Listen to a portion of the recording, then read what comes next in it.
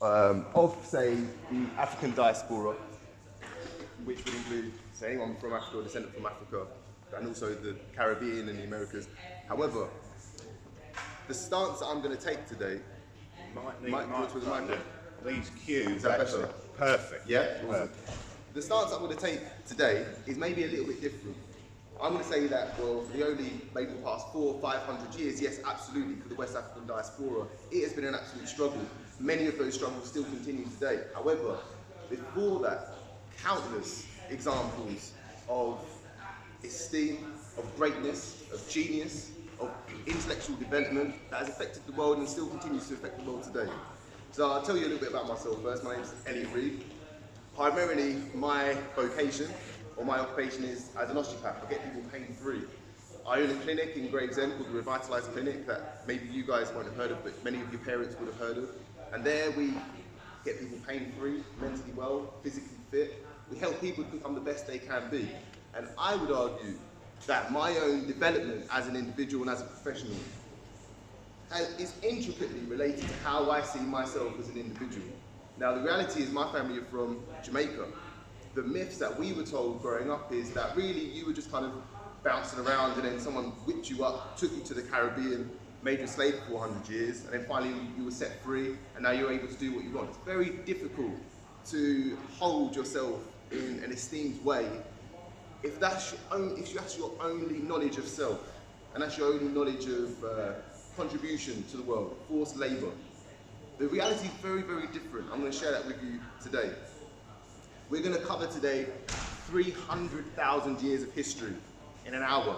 Quite difficult, but I think we can get through it. I'm going to be asking you many questions, so please listen to what I'm saying. A lot of these questions will be to look within and to ask yourselves questions and to ask questions about society so we can have a bit of a broader discussion. All right? So, the importance of history. History is incredibly empowering. Put your hands up, for example, if you think that Winston Churchill is an admirable Briton. Put your hands up if you think that he achieved things that other Britons might not have been able to achieve. Yeah? Okay, awesome. So, now, keep your hands up, put your hands up nice and high for me, please. That's it. I'm not asking for your judgment of whether he was a good person or not. I'm asking for your judgment as to whether he did certain things that other people couldn't. Yeah? Okay. Now, keep your hand up if you can tell me exactly why. Right. One. Yes, please tell me. He led Britain through one of the darkest and most chaotic periods of its existence. Awesome. And Yeah, no, that's great. Thank you. So, did anyone see that the hands in the air went from about, say, 15 or 20 to 2? Did anyone see that? Now, the reason why is that we hold individuals in esteem in our common cultural consciousness as the ideal. And a lot of the time we don't know why those individuals are the ideal, but it's still important that we hold them as the ideals because they work as North Stars to guide where we want to be and how we project ourselves. Same thing with role models. We all have role models. We might not be able to discuss the minute details as why these individuals we aspire to be like them. However, we still try and head in their direction. And this is the importance of history. There are countless role models who have come from the West African diaspora who can inform us how to be the most powerful selves that we can be. They create cultural archetypes, but as well as this, they teach us on how to be critical, how to think critically, how to weigh up different stories and see where the truth is and see how the truth relates to us as well. The problem is that many of us in this room are the descendants of colonial subjects. Whether you're from Hong Kong, whether your family from Hong Kong or the Caribbean or West Africa, many of us, were occupied by this empire which spread over 25% of the Earth's surface. But the issue is that it's very, very difficult to tell the truth and tell the good about somebody if you're simultaneously trying to oppress them. It does not work. You have to create propaganda to make individuals and make the community believe that these individuals are lesser than you, and that's what gives you the right to oppress them. So what we're going to be doing today is actually going over some of these imperial myths and readdressing them and telling the truth, shedding some light on the West African diaspora, the African diaspora, and how we've contributed to the world today. We're going to learn, first of all, why human beings are different, why we're different to other primates and other species, how the ancient Egyptians' work is still not outdone, how many of their feats are still they're not outdone today. We're going to speak about West Africa's golden age, about the Moors and Europe during the Dark Ages, and as well as that, the African diaspora and how it has affected Britain today. Now, lesson objectives. So the first thing is we want to create more globalized students. You guys are going into the world at a very different period of time to when I went into the world when I was your age, say about 12 years ago. And you're going into a very different world to what your parents went into. You're going to be mixing and interacting with many different people from many different nations on a day-to-day basis, and it's important that we are able to communicate with each other in a respectful and admirable way. As well as this, we want to understand how the civilization that we enjoy today has been a multi-ethnic, a multicultural development over thousands of years, not just the past 1,000 or even 2,000 years since, say, for example, the Roman Empire. We want to understand the true history of Africa, removing imperial propaganda, and we also want to understand how the empire underpins Britain today, how the British Empire underpins what we do today. And we also want to then look at a pre-modern to post-modern, or pre-modern to modern split each way, and see where where the fork in the roads of history where they originate from, and how the chess pieces have moved over time. Now, we can't talk about history, and we can't talk about humans throughout history if we don't speak about the origin of humanity. The earliest human fossils can be found in North Africa and Northeast Africa, dating to around 300,000 years ago.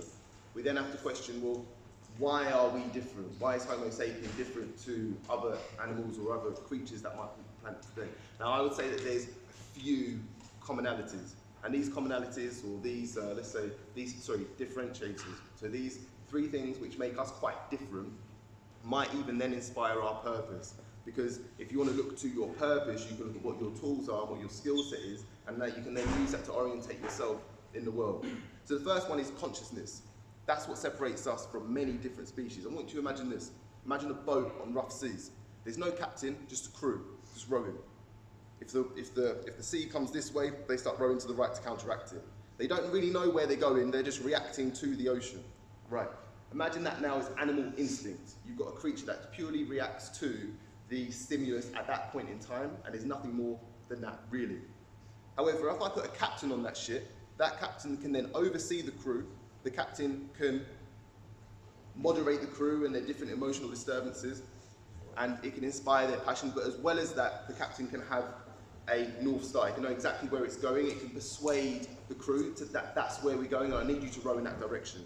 That's what makes us different as human beings. We're able to see the inner workings of our own mind and decide where we want to go from there. Imagination is another one.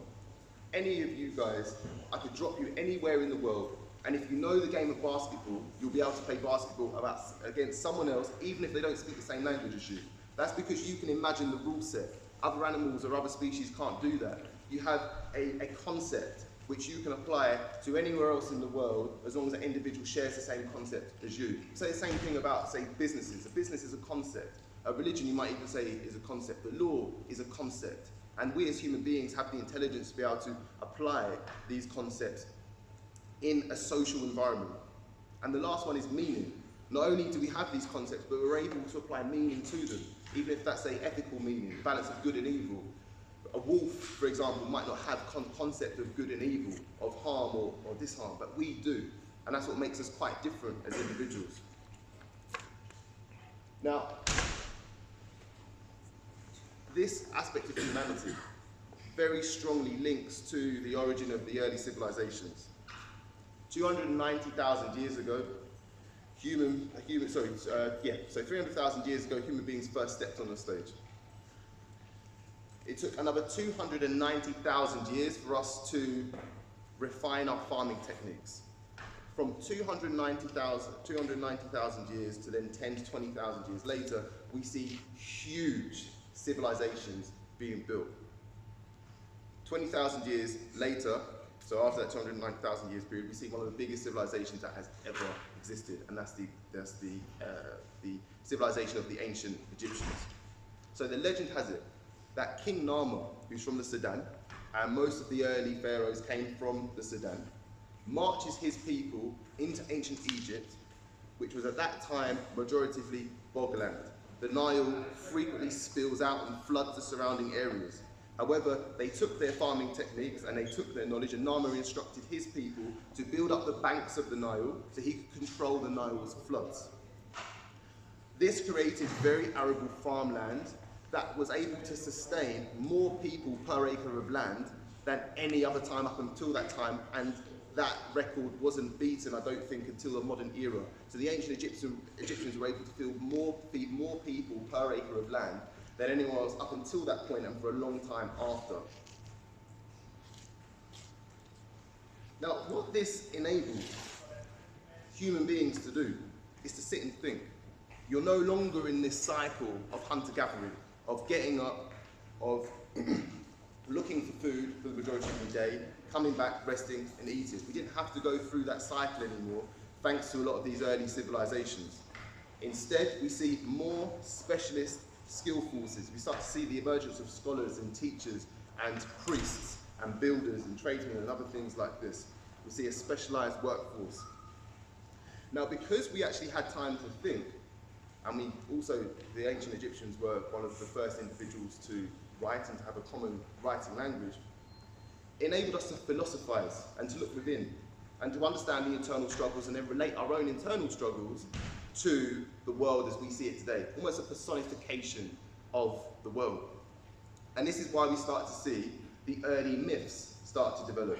Now, this myth, which I'm going to tell you about, is the myth of a few individuals: Horus, Set, Osiris, and Osiris' wife, Isis. Now, when I'm telling you about this myth, I want you to look to how this myth might reflect on what goes on inside our minds on a regular basis. So the legend has it like this. First of all, Atum, who was the original god, spoke truth into the primordial waters, and as his instruction of speaking, was then able to create the world.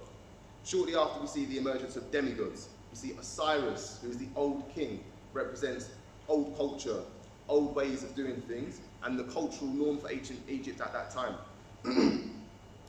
His wife is Isis. Isis represents the matriarch, represents the potential for all things, the potential for all growth and all nature.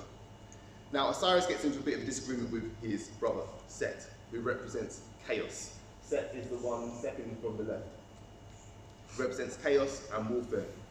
They fight, and Set destroys Osiris, who's the third one in, and he breaks his body up into different pieces, scatters them across Egypt. Isis, representing the potential for all, then takes Osiris, or pieces of Osiris, and she impregnates herself. She then gives birth to Horus. Horus is the hawk god that you might recognize on the left-hand side. Horus represents the new. He represents the light, the truth. Horus then wants to avenge his father. He goes into the underworld, and he first of all rescues Osiris, and he pieces him back together, and he gives him his eye. His eye, the eye of Horus, is the eye of foresight. So now he's linked the old culture to the new. And then the legend has it that Horus and Set fight every night and every evening because evil never dies. Now, this idea of evil never dying, of there having to be a constant balance between good and evil, and the good having to fight and diminish evil, which was called Isfer, massively influenced ancient Egypt and even the economy of ancient Egypt. There was a very, very strong ethical hierarchy in ancient Egypt, which meant that the person who was thought of as being the highest is the person who does the most good. This is why, for example, the production of grain and the production of commodities in ancient Egypt was actually the responsibility of the pharaoh. And according to the author Baluna Karenga, we see very, very few famines happening throughout the reign of ancient Egypt because it was such a duty to make sure that the people were taken care of. But we also see huge architectural developments. The pyramids, for example. Imhotep, who was essentially the first polymath to have been recorded, the first multiple genius to have been recorded, was the architect of the Step Pyramid, but he was also an astrologist, and he was later deified. He was later aspired to be godlike because of his intelligence, because of his genius. We've got Pharaoh Khufu, who built 480-foot tall pyramids. Now, put your hands up if you think yourself above average at maths.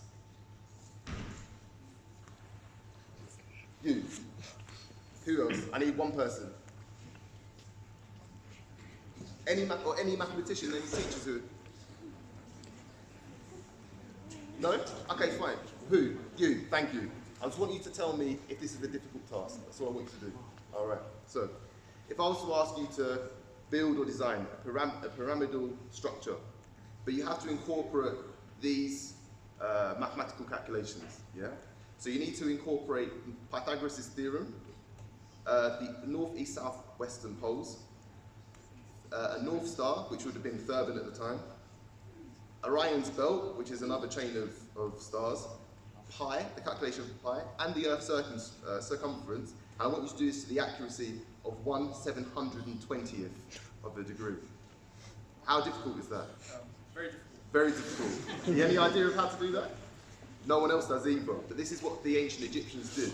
They were able to create pyramidal structures to 1/720th of a degree of accuracy. And this, you know, I mentioned Pythagoras' theorem. This was over 1,000 years before Pythagoras existed. All right. So incredibly knowledgeable, incredibly intelligent people. The Temple of Karnak. Who remembers the dismay when Notre Dame burnt down? It was awful. Right? A lot of people were quite upset. Now, Notre Dame could fit into the entrance hall of the Temple of Karnak, which was built 4,000 years ago. That's how big some of these structures were in ancient Egypt. Thousands of years before what we call as modern technology, right? But also what is quite interesting is we see elements of ancient Egyptian history and ancient Egyptian theology actually in the Abrahamic religions today. So Christianity, Islam, and Judaism. For example, we know about the 10 Commandments, right? Yeah? Okay. The ancient pharaohs had 42 declarations of innocence. Many of them will sound like, I will not commit adultery, I will not commit murder, I have not borrowed and not repaid back. And it goes on for 42 declarations of innocence. Obviously at the time we had, or 2,000 years ago, we had Moses who came out of Egypt at the time. It's very possible that he learned from the Egyptian intellectual developments at that time and extracted those declarations of innocence and then put them into what we now call today as Judaism or obviously Christianity or Islam. But as well as this, what is also quite interesting is, who remembers the story of Moses coming down the Temple of Sinai and seeing the Hebrews or the Israelites worshipping a bull? Do you remember that story? Okay, so the bull in ancient Egypt is a symbol of Ptah, which is the creator god. So it's quite possible that this was written into Jewish folklore because it was actually almost like a smite at the old religions. That we were people who still wanted to worship you, but then they saw the truth. And then after that, we then went on and we practiced religious worship of our true God, right? Now, after these huge developments, the ancient Egyptian empire was fragmented, and it was then absorbed into the Roman Empire in about 30 BC, Cleopatra being the last pharaoh at the time. Now, what I want to do is, once again, draw your attention to these symbols behind me. All right, I'm going to describe them to you. I want you to tell me where you might have seen them before. So these are all ancient Egyptian myths and ancient Egyptian symbols, right? So first of all, on the left-hand side, you'll see, what's the name? Is it Anubis? The dog-head god. And that god is weighing a feather. Sorry, he's weighing a heart. And what Anubis is doing is he's weighing a heart against the feather of Ma'at, and it has to be in balance. If the person's sins match the balance of Ma'at, then that person can pass into the afterlife. All right? So that's the first symbol, a scale, an ethical scale. The second is Horus, a god who has been born from a father who has been born to shed light into the world and to spread light into the world. And the third is Set, an evil mishmash of different animals with big ears, occasionally depicted with goat hooves, and has the head of a goat or something like that. Tell me if you've seen any of these symbols before. Yeah, so tell me what you've seen the symbols, please. Well, I see them a lot in different museums, and then they're also quite popular literature and media as well. Amazing. So okay, cool. So that's a perfect point. So we've got a common depiction of these symbols across time and across different peoples, right? Has anyone ever seen any of these symbols specifically, or any of these individuals specifically? Any ideas? Throw them out. No? All good? Okay, cool. We'll move on. So, we have Lady Justice. Lady Justice is a symbol of our judicial system in the UK. Essentially, it's the idea that justice is fair. A lot of times she's depicted with a mask over her eyes so she can't see.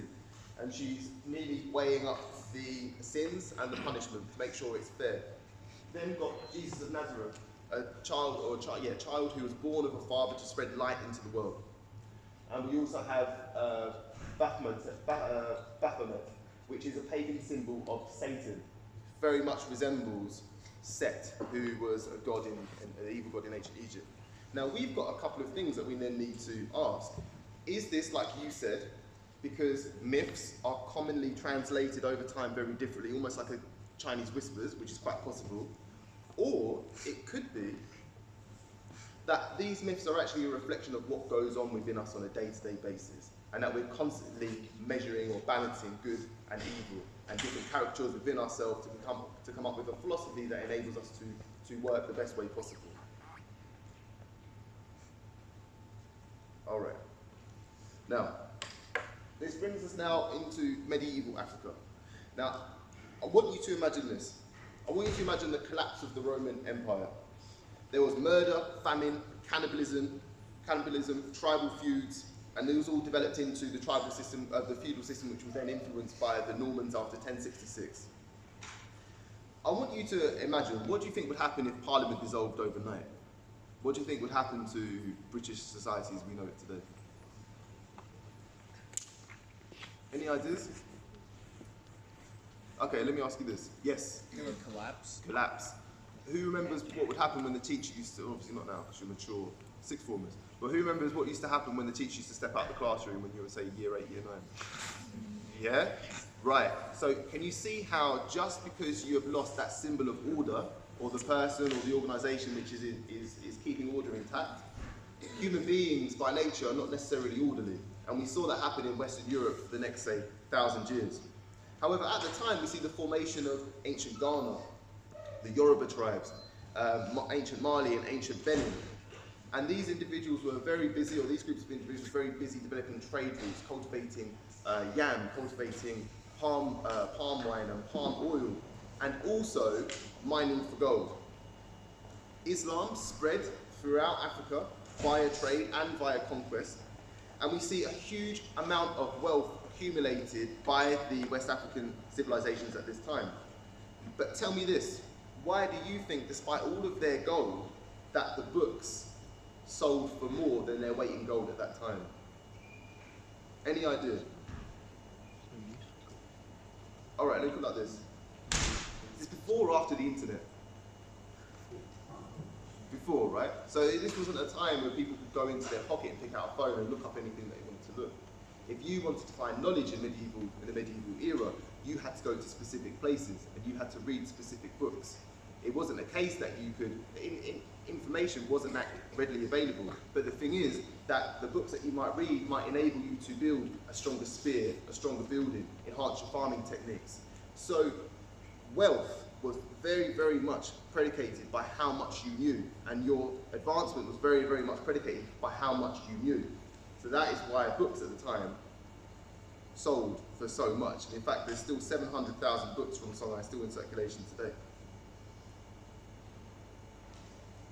Now, throughout this era, we start to see the development of the successes of the Mansas from Songhai at the time. The Mansas are the rulers of Songhai, which is in present-day West Africa. So the legend has it, or the truth has it, the story has it, history has it, that Mansa Moussa in the 14th century sent 2,000 ships westwardly in the direction of the Americas. Now, obviously, until this time, or until recently, the modern conception, or the common conception, is that Christopher Columbus was the first person from, say, from outside of America to so-called discover America, right? However, what we do find is dating back to these have been dated back to about 1250 AD. We see African spears, canoes, American villages with Malian names such as Mandinga Port, Mandinga Bay, Sierra de Mali, 2 Negro skeletons in the Danish Virgin Islands. And not just this, we also see in West African towns, their floors or the pavements were paved and decorated with corn, which is an American plant. We have also found, or there's also been found, cocoa leaves in the bellies of ancient Egyptian mummies, which means that for a long time the African continent was in communication with the Americas for a long time before Christopher Columbus went there. Now, during his absence, during Mansa Abubakari's absence, Mansa Moussa, has anyone heard of Mansa Moussa before? Amazing, very good. All right, so Mansa Moussa stepped up to the stage to lead Songhai whilst his brother was absent. And he was essentially, I suppose, the best way to describe him would be a savvy investor. He was a financier. He established Timbuktu, which had the Sankore University. More people were educated at that time in Sankore University than the entire population of London. This was an international establishment for the development of very specialist academic excellence. There are still, like I said, 700,000 books in circulation today from that era. Mansa Moussa heavily invested in gold, and he's still today the richest man that has ever lived when inflation is adjusted for. He took a pilgrimage to Mecca, and during his pilgrimage to Mecca, he spent so much gold that he crashed the gold economy in Egypt. It took decades to recover. But also, he spread the news of West African wealth to the rest of the world. What we see on the bottom right here is the Catalan Map, and we see an image of Mansa Moussa holding a huge nugget of gold. Now, this would be a map that was in circulation within Europe at the time, and we're going to come on to that in a second. However, shortly after the death of Mansa Moussa, at the height of West African development, we see a segmentation of power and a fragmentation of power throughout his descendants, and that created a very vulnerable position for Songhai at that time. All right, what's the time? 40 minutes. Okay.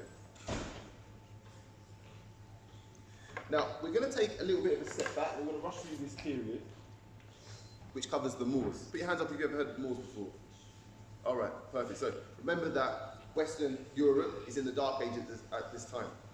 7th century AD, Prophet Muhammad speaks to his people. He says, I want you to seek knowledge. Shortly after the death of Muhammad and the development of, say, I think is it Ummah? Is that right? The brotherhood of all Muslims. These Arab tribes can no longer fight each other according to the rules of Islam, which then makes their efforts spread outwardly. And you start to see an Arab influence via conquest and via allegiance across North Africa. Eventually gets to Egypt, and they start to absorb the Greek classics and the old books, including the Bible, into their civilization. They become very, very intellectually curious. This then they then get eventually to what we call today Morocco. And we have a man called Tariq ibn Ziyad. Tariq ibn Ziyad, who is a Moor and is a general in the Moorish army, looks to Spain and he says, I want a piece of that. So he gains ships and he marches his army, which is a combination of Arabic, Berber and African, or Berbers are also a mixed ethnic African army, and he marches them into southern Spain. They land in Gibraltar, which is right where Gibraltar gets its name from. Gibraltar descends from the Arabic for Rock of Tariq. So Rock of Tariq, Gibraltar, is named after Tariq ibn Ziyad. So, at the time, the Spaniards were dominated by the Visigoths, who were a Christian people who were quite barbaric and were fairly uncivilized. Over 800 years, the Moors occupied Spain. So Spain was, you could call it, an Arab, African, Muslim empire, which occupied Spain for 800 years. And there's some amazing things which they introduced. They introduced the intellectual enlightenment. They introduced curiosity, intellectual curiosity. Every Muslim was expected to be able to read the Quran, so therefore every individual had to read Arabic. Increased literacy rates. They introduced their religion, trade. maths, our numerical system that we use today, 0 to 9, is because the Moors introduced it to Western Europe. Before that, we were using Roman numerals. They introduced their architecture, fashion. A man called Ziriak, which translates into blackbird, was the first person to introduce different clothes for different seasons, different fashion for different seasons. Fine dining. He introduced drinking out of crystal glasses rather than chalices. Eating with a knife and fork rather than your hands. All these quite sophisticated things. Introduced music, the oud. The oud is a form of guitar, which then came on to become the guitar in Western Europe. They introduced chess, language. A lot of our words are still descended from Arabic. For example, alcohol, alchemy, algorithm, alchemy. All these things, because they have an Arabic prefix of al, we can trace them back to the Moorish occupation of southern Spain. However, due to their investment in more societal development and infrastructure rather than the military, enabled different Visigoth and different native Spaniard forces to gain the upper hand. We see the Spanish Reconquista in 1492, which is where northern and southern Spain unified under Christianity, and they forced the Moors into Morocco. And we still see a lot of, so they essentially forced anyone who was not Christian, so the Muslims and the Jews, into Morocco. And we still see a lot of descendants of those individuals today in Morocco. However, a place called Toledo survived. Toledo, it was an intellectual centre of Moorish Spain. A man called Dale of Morley travelled to Toledo for education. He then went back to England and set up, or developed, or had the aspiration to set up the town of Oxford, or the city of Oxford, as an intellectual centre, which is where we still have today's Oxford University. So, my question to you is, how has Islam been framed in, say, the past 10 to 15 years? And how is it, yeah, go on. Terrorism. Anything else? All right. Can we see how this is quite different to the actual grand scheme of history? When we look at history, we have a lot to thank Islam or Christianity or any other religions for, but it has to be put into the right context. We can't cherry pick different individuals from different nations or different religions and say that that applies to the whole community. Yeah, and I think this is a good example of that. When we've already discussed how, because of this this Muslim African Arabic empire, we have a lot that we've inherited from this, whether it is fashion, whether it is chess, whether it is our academia, a lot of the intellectual property that we still use today. Now, shortly, or around the medieval era, the end of the medieval era, we see the fall of the Moors and a fragmentation of the Moorish Empire and the Moorish dynasties, i.e. the Moorish family lines. This proposed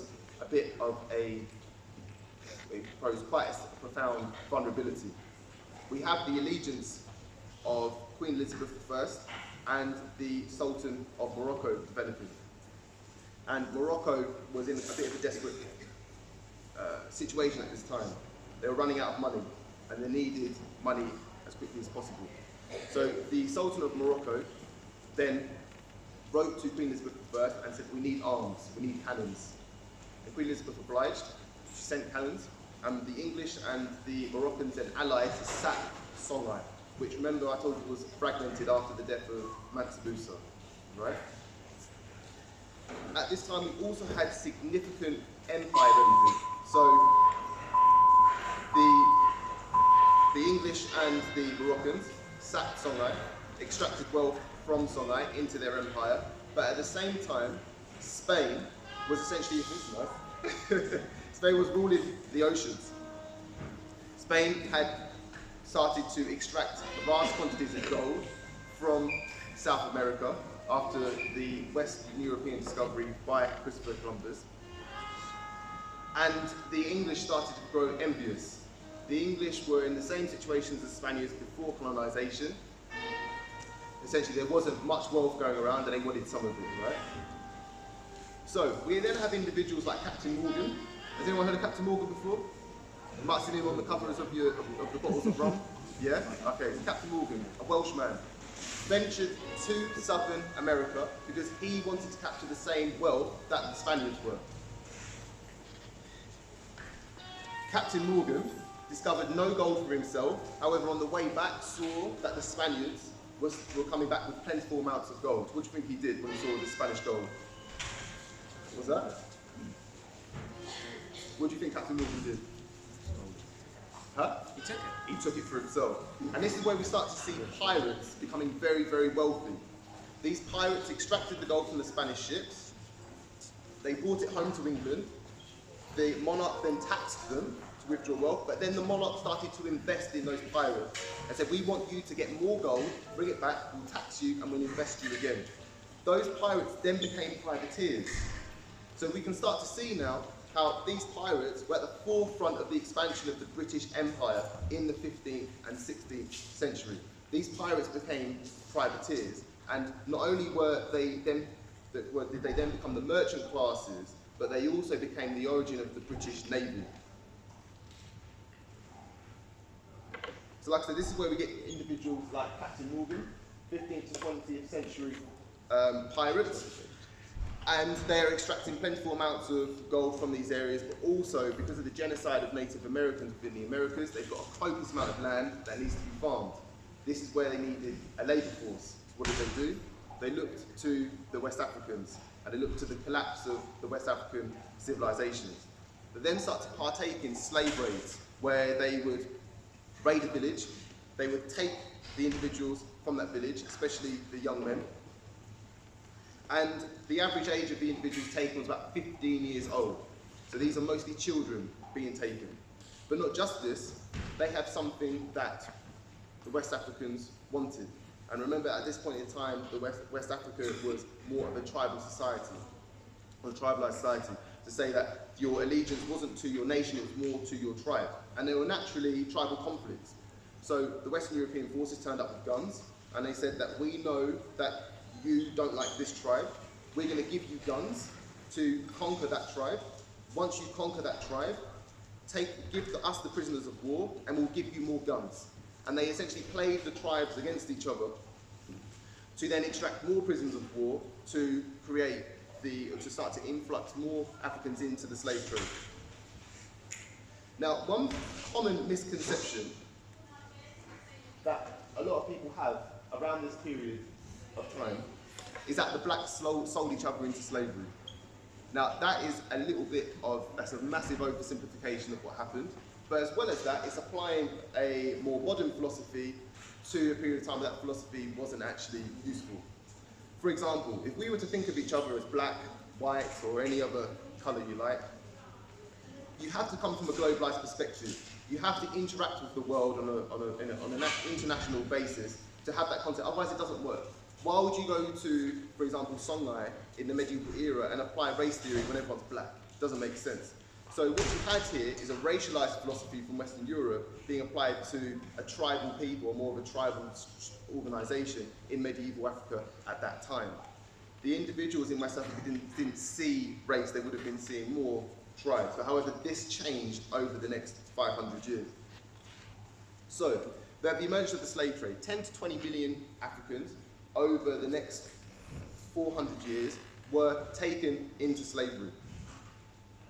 A third of them would die on the Middle Passage, i.e. the journey from West Africa to the Americas. We can see why.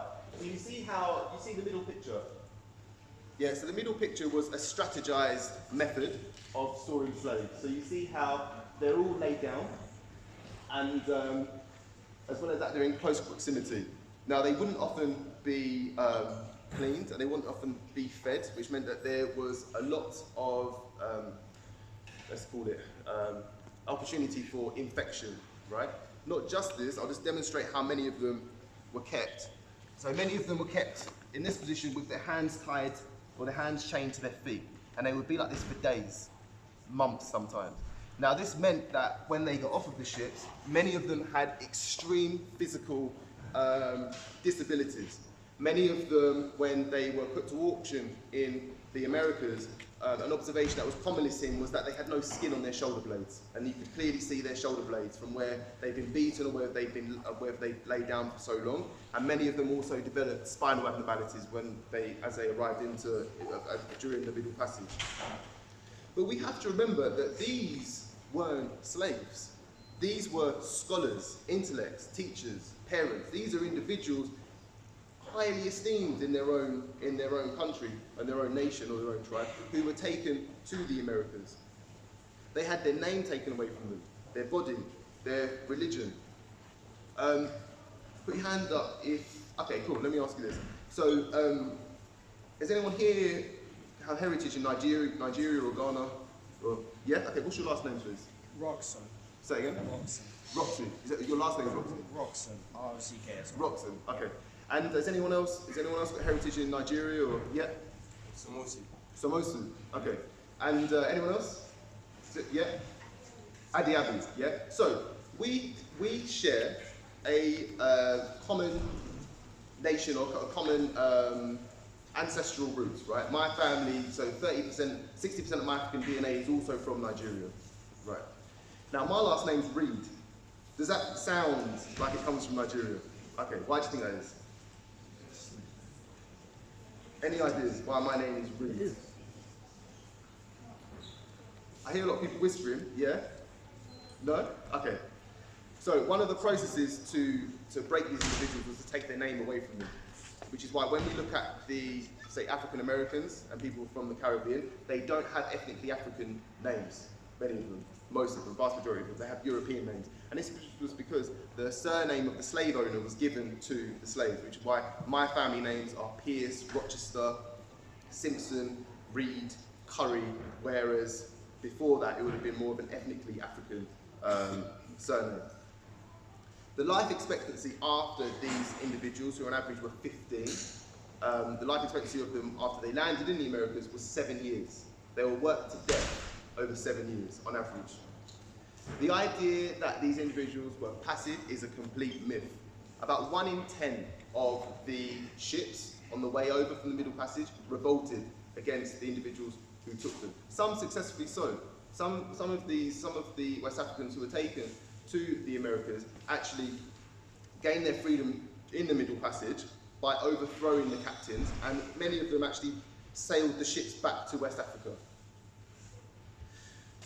Slave rebellions were an extremely regular occurrence, as we're going to see. We're going to see some of the most remarkable people that have ever existed step on the stage during this period to lead Africans to their freedom. And at the same time, we had extreme hedonism.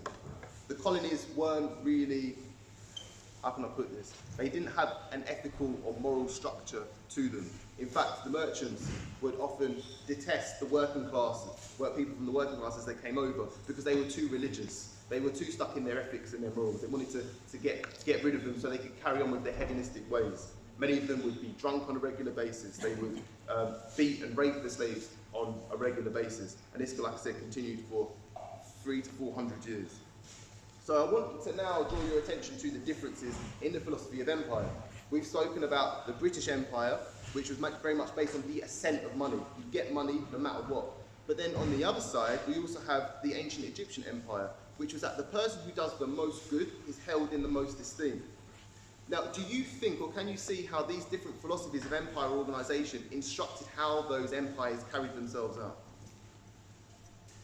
Can you see that? Yeah? Okay, good stuff. Now, this leads us on to the fight for freedom. We had, up until this point, especially in Jamaica, more of a tribalised way that the enslaved Africans would view one another. However, over time, they started to unify under the banner of, let's call it, blackness. It was a black unity. And we start to see this really emerge during the Haitian Revolution. Now, I'll summarise. Western Europe at this point in time, we had a huge influx of money from the colonies in Western Europe. This started to lead to a huge wealth divide. We've got the individuals, the merchants, who were able to capture a lot of wealth, and then we had the working class who weren't.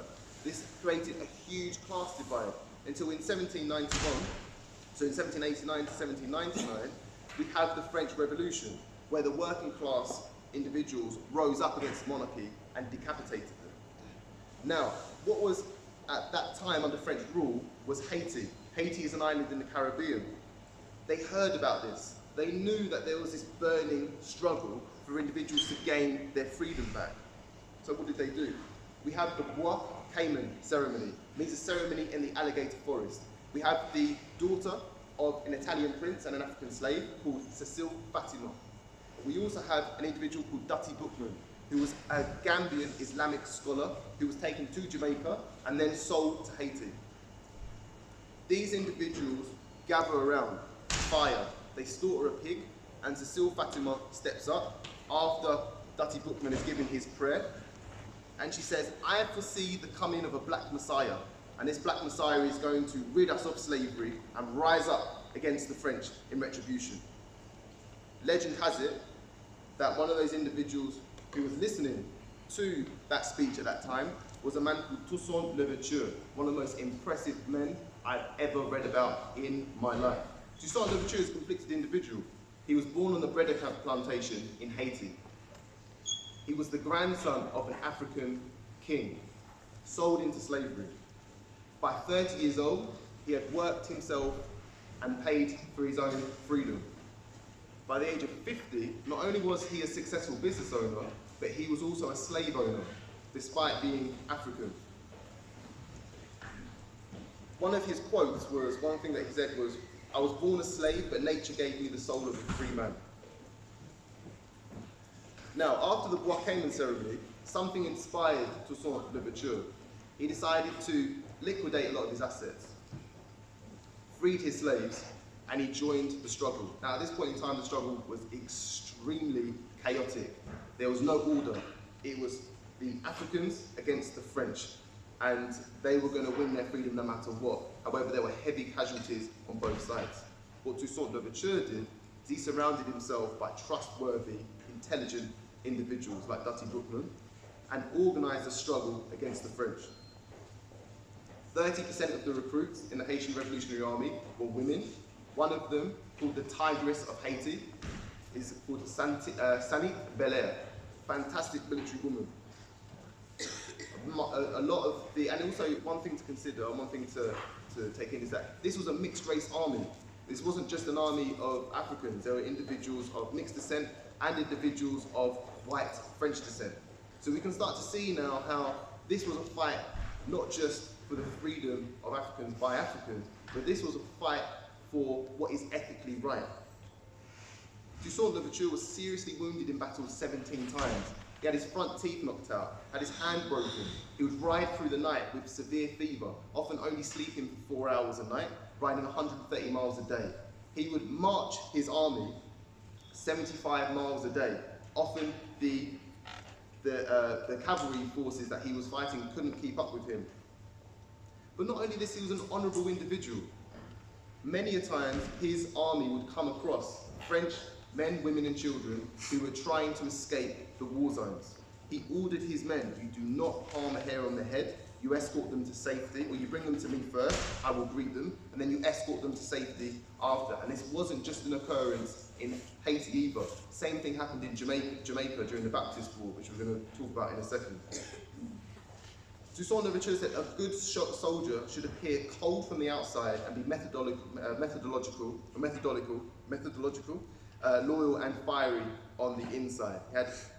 He had highly esteemed stoic philosophy, which he kept with him at all times. He used African guerrilla tactics. Remember, at this time, most of the army were imperial, right? So they'd march up in formation, they'd line up a shot, shoot, and they'd carry on marching. African techniques were very different at the time. They skirmished, which meant that a lot of the time, you would have different groups of individuals with different aims. So it was a decentralized workforce or decentralized military organization.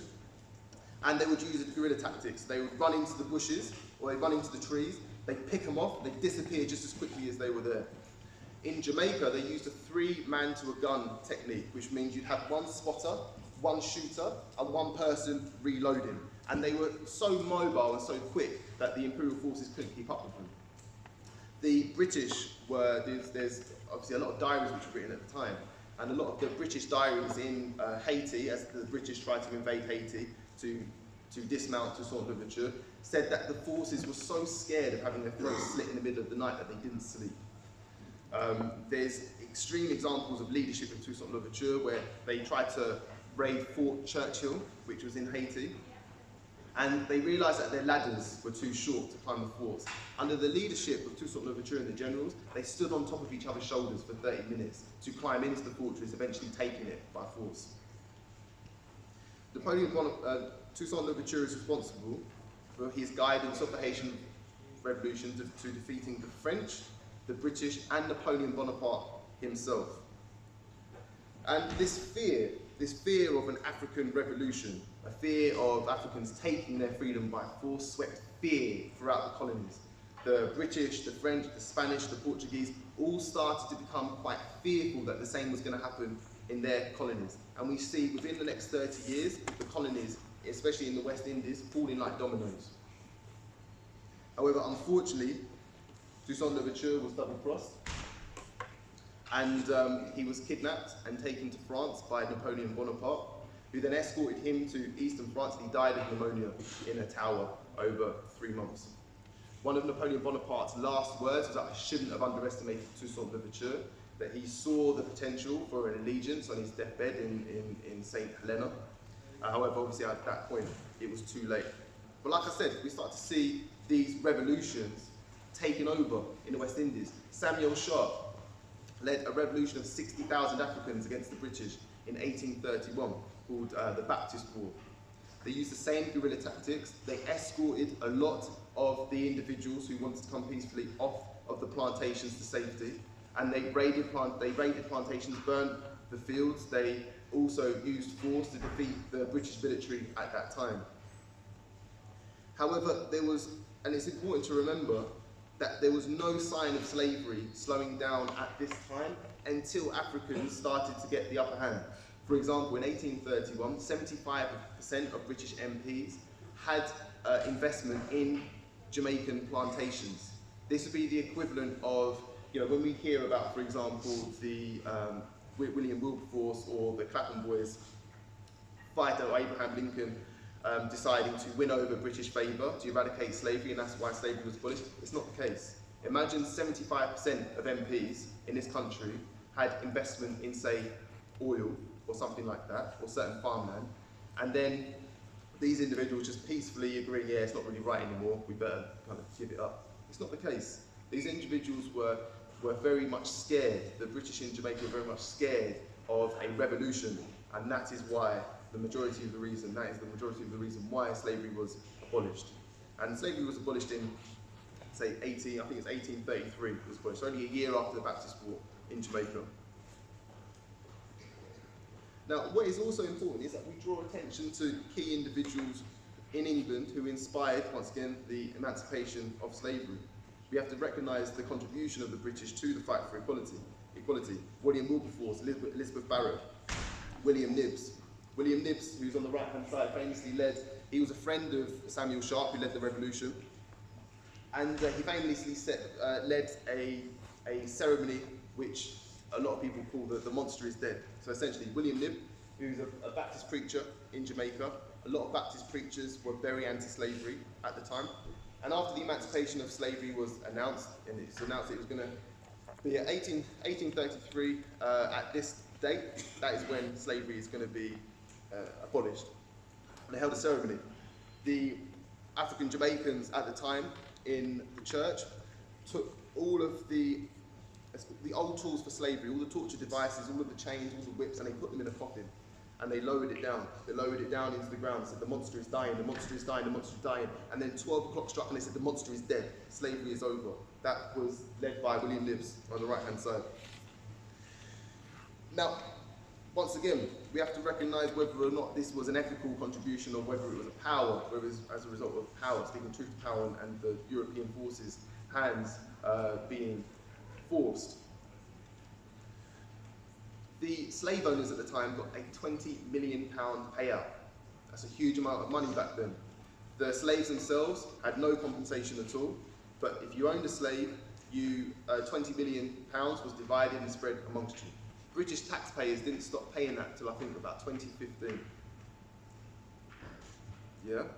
Something which was, so when we say that slavery was a long time ago, if it was that long ago, then why were British taxpayers still paying for it until 2015? The Haitians had to pay, what's the word? Had to pay, what is it when you're, what happened after World War One? After World War One, the Allied forces forced the Germans to pay reparations, basically. So, reparations. So the Haitians didn't stop paying for their reparations for their freedom until 1947. That's almost 150 years after they gained their freedom. So like I said, when we say that slavery wasn't that long ago, if that's the case, then why were we still paying for it up until recently? Some of that money, some of that 20 million was used as investment into infrastructures which are still in use today. For example, our railway system, Barclays Bank, was founded on the payouts that came from the reparations for the emancipation of slavery.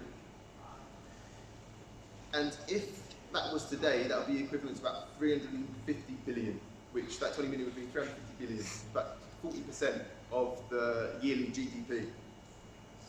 All right. Now, what I want to do with you guys is come back to what we call a hero story. So hero story is a way that we might put part of ourselves into a character that we're reading, and we can see ourselves within that character. So for example, put your hands up if you've seen a film before, and you just love the main character so much you were pumped, and you felt, yeah, that's me to the core, I could do that kind of stuff.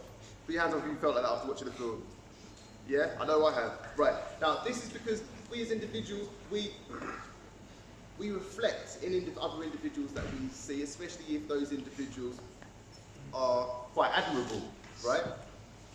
So, let me read this. So come back to the hero story. The hero represents our internal struggle against adversity. It is important that we can see ourselves as a hero and autonomous in our own being, i.e. uni, work, sport, culture. So, for example, put your hand up if you've heard of Abraham Lincoln. Yeah, okay, awesome. Put your hand up if you've heard of the British Empire. Very good. And the British Empire, obviously, like the prodigal son, like the story of the prodigal son in the Bible, was once lost, but now it's found. It used to be a real force for terror, but now it's not. How good is that?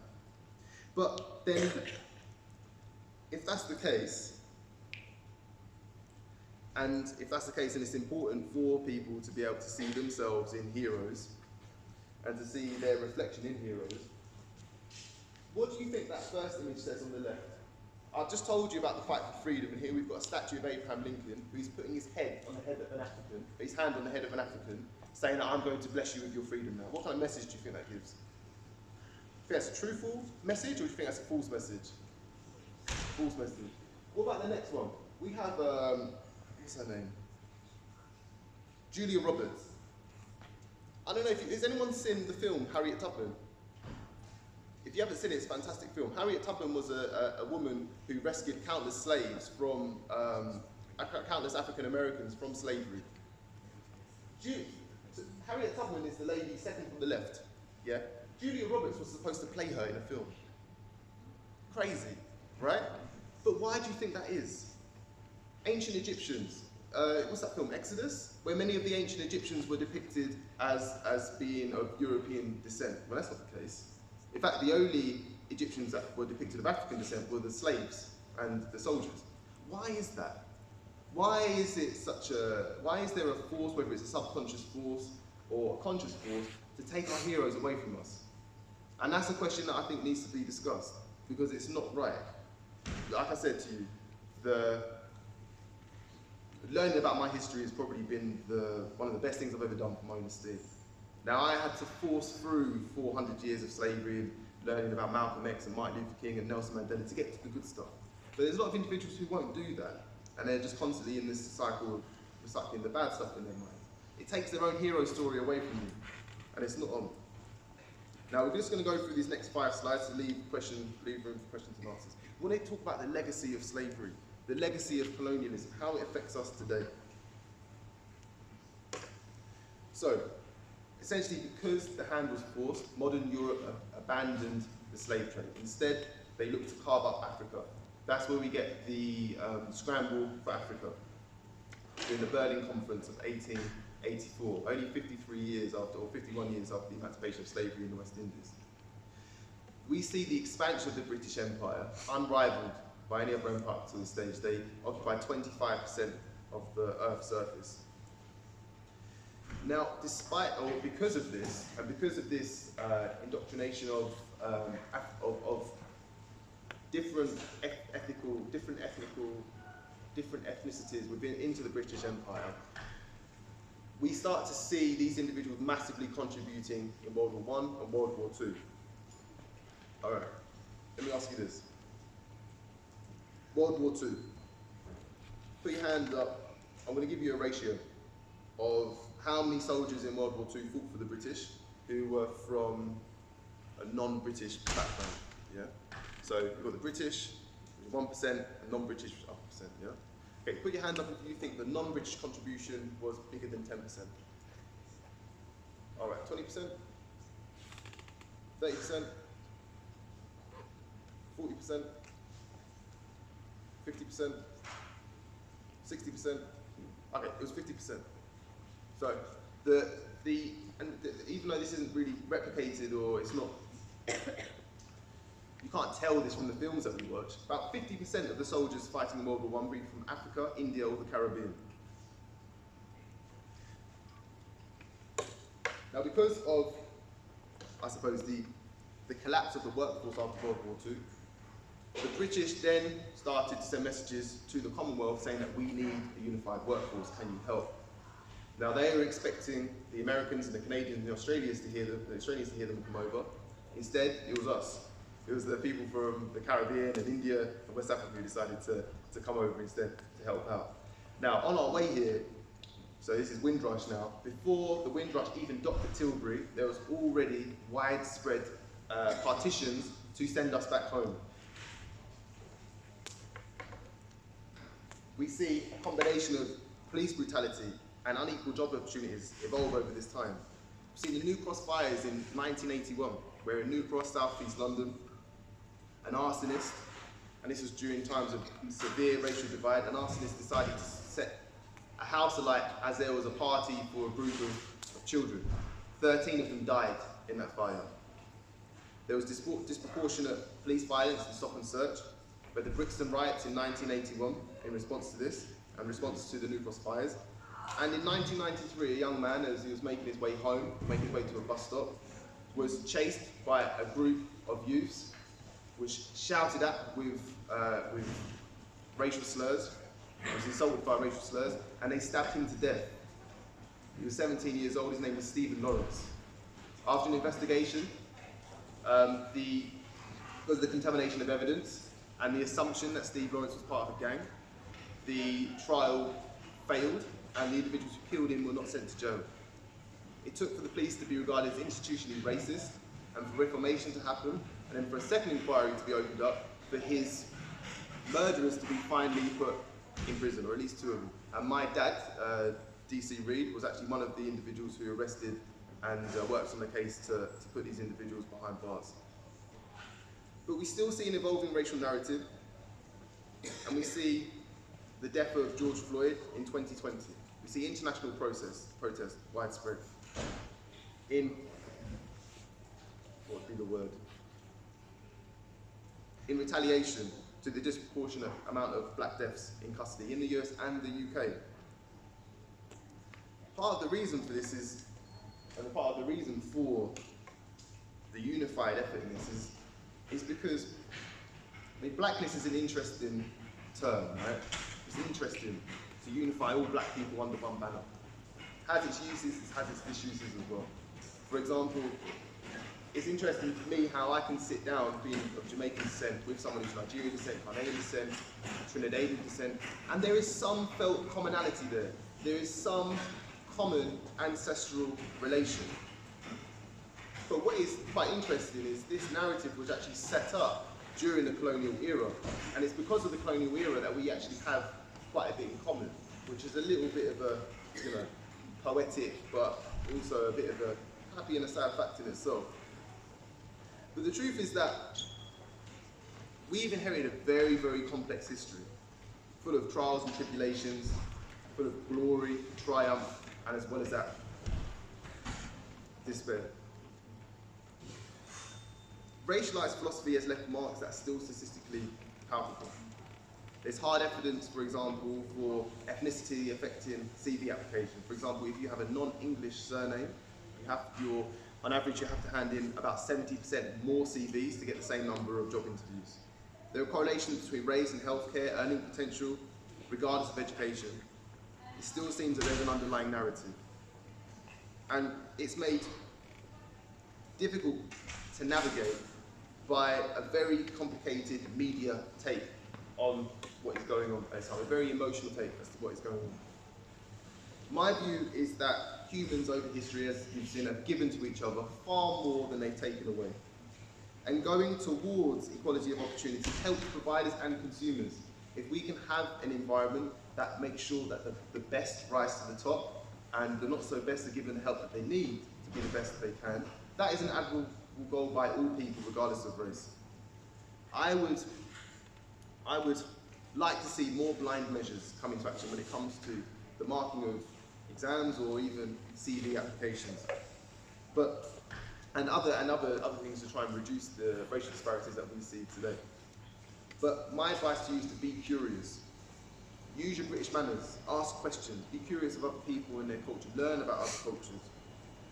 And remember that every person that you meet is a library of information, a library of experiences and information that you might not yet have had the luxury of enjoying it. I hope that you've enjoyed my talk today. As well as running the Revitalize Clinic, a lot of what I do is centered around Black history and promoting education of Black history.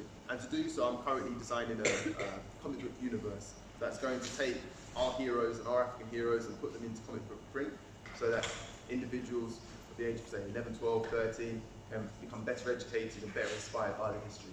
Because I don't know about you, but I think the individuals that I've spoken about today are some of the most inspiring, impressive individuals that I've ever read about. So I hope that you feel the same. Thank you so much for listening to me today, and I welcome any questions that you might have.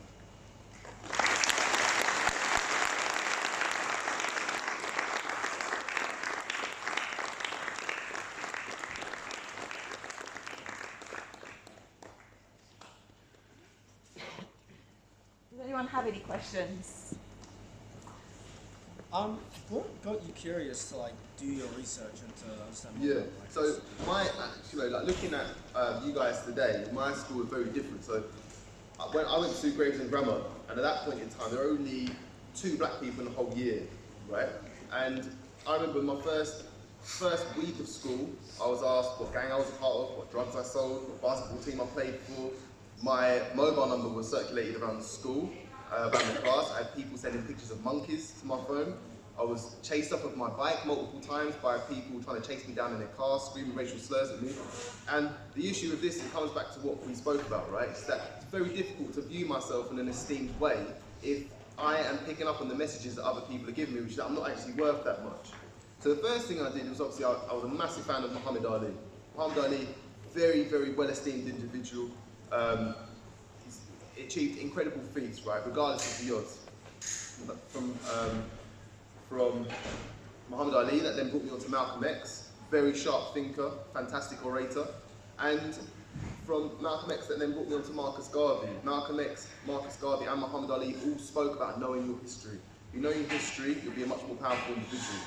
Now the first thing was obviously learning about how the Africans weren't passive during the slave trade, that we fought for our freedom in a big way. But then that led me on to pre-colonial history, which is just amazing. When you think that, we've got individuals who still aren't beaten in their wealth today, we've got civilizations which still aren't beaten in their feet today, all African. It was just amazing to me. So especially this interest, I was curious, I had to find out more. Right, well, a couple of people I need to thank before I'm going to send you off. Sasha, in year 13, arranged all of this for you. I think she needs a thank you, and as well we need to thank Elliott one more time for such an inspirational and thought-provoking assembly. So can we thank those people?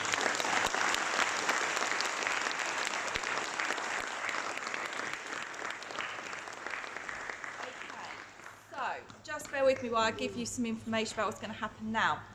As a Key Stage 5 team, we wanted to reward certain people across these 2 year groups because we're